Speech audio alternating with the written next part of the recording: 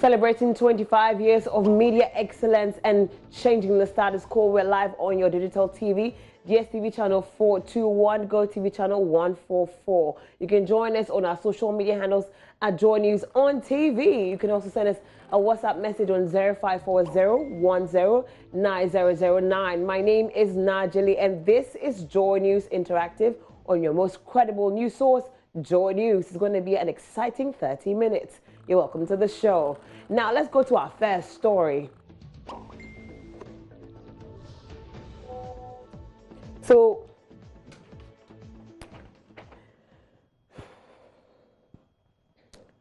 let's start from Parliament, where Speaker Professor Michael Quay on Wednesday threatened members of the Parliamentary Press Corps with sanctions if they leave the chamber to cover press conferences held by members of either side of the House while proceedings are ongoing. The stern threats by the Speaker followed a complaint by the Majority Leader, Oseche Mensah-Bonsu, on the floor of the House. The Majority Leader had criticized media for not staying in the chamber when the NPP, the New Patriotic Party MPs, debated the State of the Nation address, but instead attending a briefing by Elembele MP Emmanuel Amakufibua on the State of the Nation address. If you haven't watched this video, you need to see this.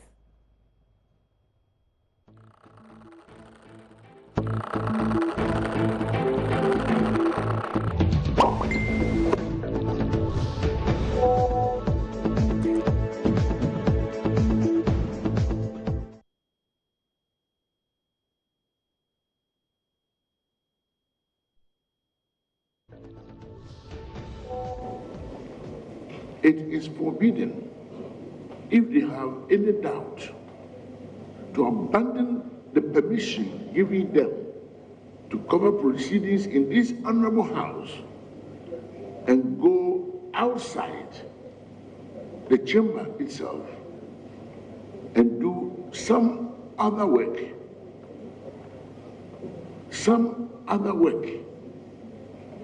other than coming to cover proceedings in this honorable House. We have a saying in our Tree language, if you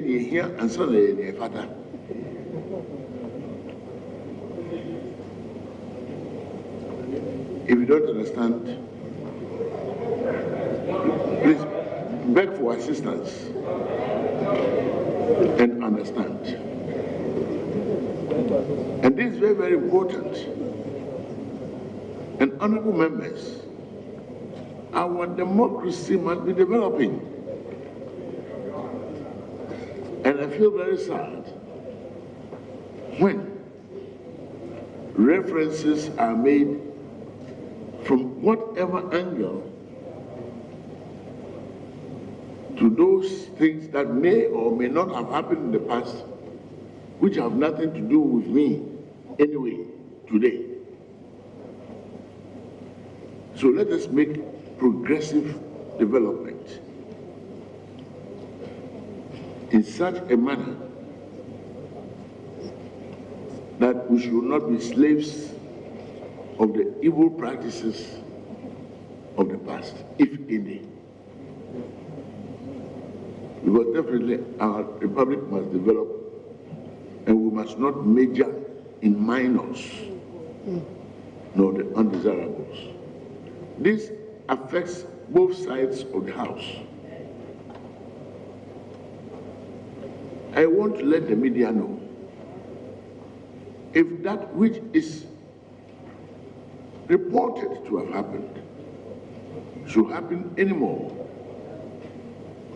I have reminded you of the fact that you are here as guests by my permission, because of the importance this House attaches to the inky profession. Any such deviation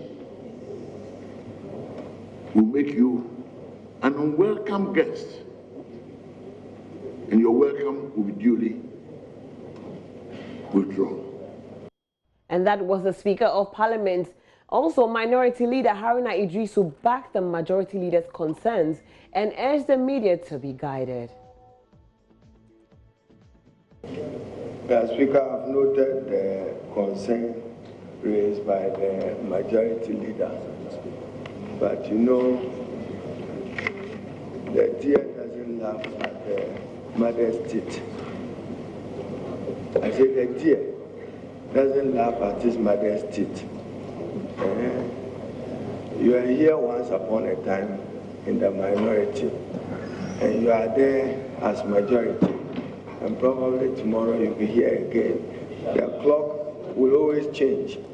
I agree that the media should be dutiful to this parliament and to this house, and therefore the media behave in a manner that you are serving the institution of parliament and not any individual member of parliament. Mr. Speaker, it does not lie within the majority leader to determine who holds what conference when. That is why we are elected representatives. We are entitled to media, not just the parliamentary media. So, dutifully the media, be dutiful to the institution of parliament and be reminded by his past antecedents. The media be guided by his past antecedents, sitting here as minority leader. In what you do, whether those antecedents serve this house or serve his purpose as leader of the minority, then posterity is always a better care. But I agree with you that the media must be up and doing. They should cover the proceedings of Parliament. Indeed, his invitation must extend to even the Minister for Information. That is why GBC is doing pretty well to cover, as they are doing, under their governance channel. And I'm sure they did, to be fair to them.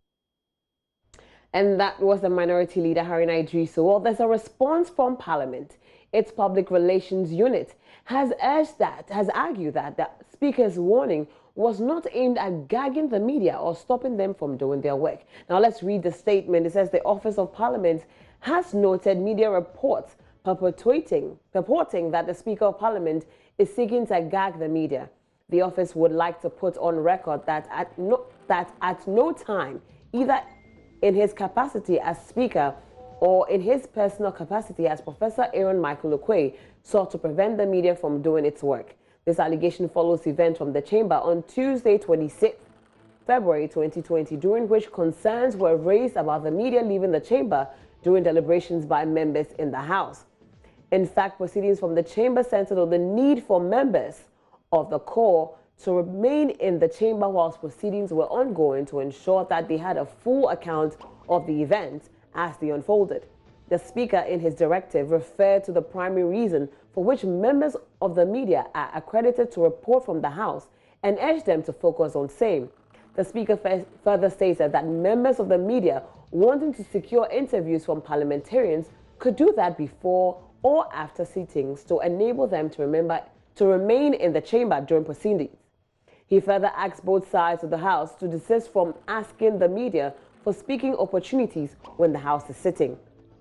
Parliament recognizes the critical role of the media, and the Speaker made reference to same when he spoke about the high regard with which he holds the media's work. Both leaders referred to the need for a dutiful media and the need for the media to refrain in the chamber whilst the House is still in session. To remain in the chamber while the House is still in session.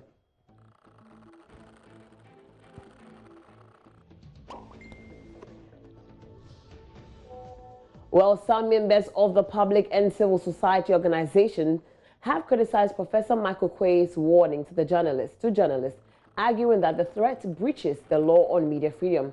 Executive Director of Media Foundation for West Africa, MFWA, Suleimana Ibrahima, argues that telling journalists which activities they must cover amounts to censorship.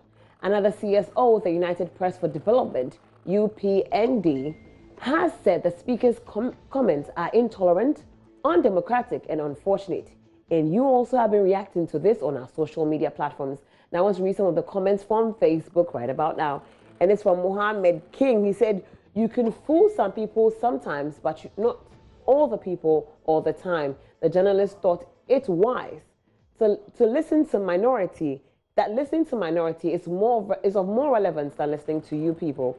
Shout to Muntaka and Haruna Idrisu.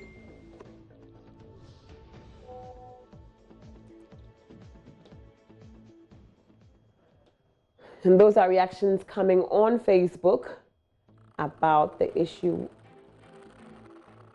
And this coming from Peter Barney says, so apparently the journalists also boycotted Sona. I'm not surprised at all. And this coming from Michael Cobbler. I said, they are fed up with your rhetorics. Walk the talk. And these are comments coming on our Facebook page in regards with what the speaker said to journalists. This is from Kaka Bright. He said, what's different about this Sona and previous ones? Jonas Asante, the owners of the country indeed. Dictatorship has now become an official policy of this government. Mark Davis, when journalists are doing their work, they are being chastised. Why chastise them, Prof? And this from Ajete Maxwell says, so the journalists also walked out of Parliament.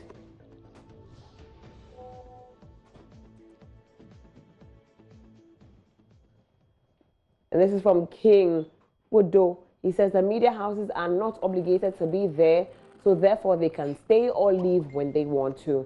And these are comments coming from the speakers forbidding journalists from covering MPs outside when sitting is going on. Rashid Sulaiman says, when tyrants and oppressors are at the helm of affairs, they think the whole world belongs to them.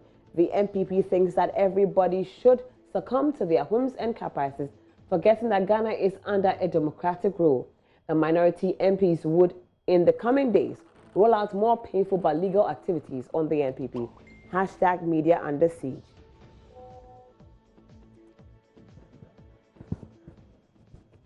That's from Faridin Mbisa. He says, wow, this is where democracy has gotten us. Parliament is a serious business, and the taxpayers and constituents must know what their contributions are yielding. But this kind of selective amnesia is not welcomed.